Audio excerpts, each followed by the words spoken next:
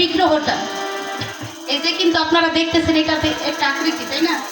এটা হচ্ছে মানব আকৃতি।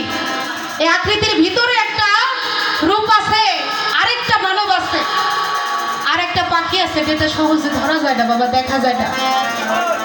নূরের পুতুলা বাবা মাওলানা, ওই যে নুরানি যে চেহারাটা, নুরানি যে বদনটা, আকৃতি, ওই আকৃতিটা সবাই পায় সম্ভব না।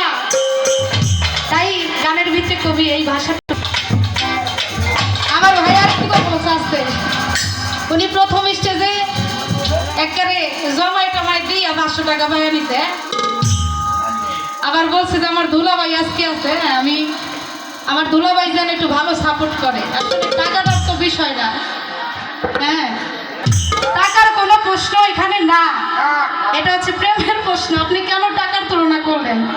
আমি বলছেন চাইছিল যে আমার সাথে একটু বেশি পাইবো, আজকে একটু বেশি নিতে চাইছে আমার কাছ থেকে। আমি দেখছে যে সমান সমান, সমান সমান পাইছি, আগে একটু মাথায় আলোই কি লেগা পাইলো।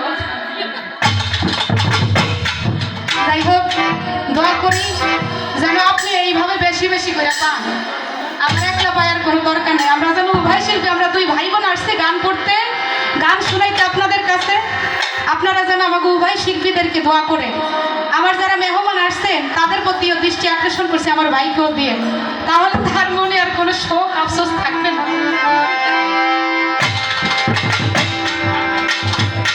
আরে রসিকের ভাই না শুনিলে ঘুরাই মাথা, এই গল্প তার প্রিয়